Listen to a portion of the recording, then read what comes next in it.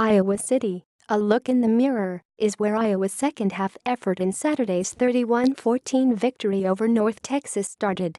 Teammates talking to teammates, telling each other that they were better than the error-filled first half that left the Hawkeyes staring at the reality of a 14-10 halftime deficit at Kinnick Stadium. Guys were telling each other it was time to get going, time to start playing the way we can, defensive end Parker Hesse said. He said offensive lineman Boone Myers and defensive end Sam Brincks came up to him and others, encouraging a more representative second-half effort. They were saying that things had to change, we had to start playing up to our potential, Hesse said. As the offense held the ball for more than 21 minutes in the second half, the defense limited North Texas to 93 yards.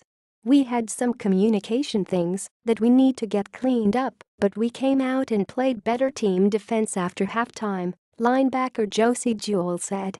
That gave us a chance to play our game. Different look. Quarterback Nate Stanley pinned some of Iowa's early offensive issues on the 3-4 defensive alignment that North Texas deployed.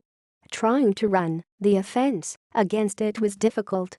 They mixed things up pretty well, and as the game went on, our offensive line did a good job of adjusting to what they were doing, and that made things work, Stanley said. The sophomore completed 16 of 27 passes for 197 yards and 2 touchdowns in his final tune-up before the start of Big Ten play. He has thrown 10 touchdown passes, the best 3-game stretch in the Kirk Ferentz era by an Iowa quarterback, and the best by a Hawkeye since Chuck Hartlieb threw 11 over a 3-game stretch in 1987. A first, redshirt freshman T.J. Hawkinson scored his first collegiate touchdown in the final minute of the first quarter Saturday, tying the game when he grabbed an 8-yard pass from Stanley that had been deflected by North Texas's Ladarius Hamilton. At first I was like, did I really catch that? Hawkinson said. It ricocheted to me.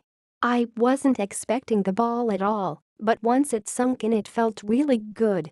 It was my first. Hopefully, there are many more. The catch was one of 3 Hawkinson made in the game and one of 5 reeled in by Iowa tight ends.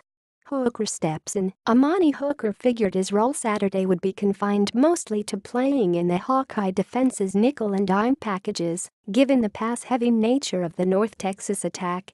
But after the Mean Green's Jeffrey Wilson slipped past free safety Jake Jervis and raced 41 yards into the end zone for the first points of the game, Hooker suddenly found himself playing safety.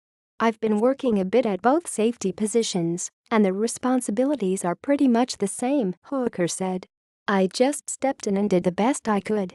Coach Kirk Ferentz said following the game a rotation between Miles Taylor at strong safety, Jervis, and Hooker is likely.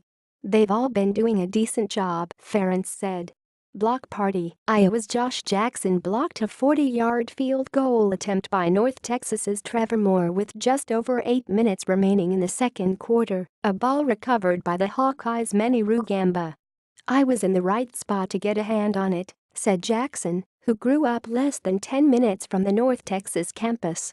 It was their play to make, and I was able to step in and make it. Jackson also intercepted a pass in the fourth quarter, his second of the season. The field goal block was the first for the Hawkeyes since Josie Jewell blocked an attempt in Iowa's loss at Penn State last season.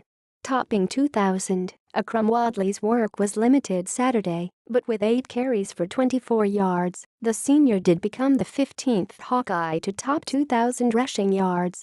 Wadley has 344 career carries for 2,021 yards. Friday possibilities. Iowa Director of Athletics Gary Barta wants to talk about the possibility of keeping the Hawkeyes' final game of the regular season on Black Friday after a Big Ten schedule change ends the current agreement to play Nebraska on the day after Thanksgiving following the 2019 season. Schedules released last week have Iowa playing Wisconsin on the final weekend of the season in 2020 and 2021 as part of a rotation that will include Minnesota and Nebraska in future seasons. I do plan to bring it up with Barry Alvarez, the Wisconsin Director of Athletics, and the Big Ten, Barta said. I'm going to make the request at some point. That's how we feel about it at Iowa. A personal touch. Fred Barr, an all-Big Ten linebacker on the Hawkeyes' 2002 Big Ten championship team, put his own touch on serving as the honorary captain on Saturday.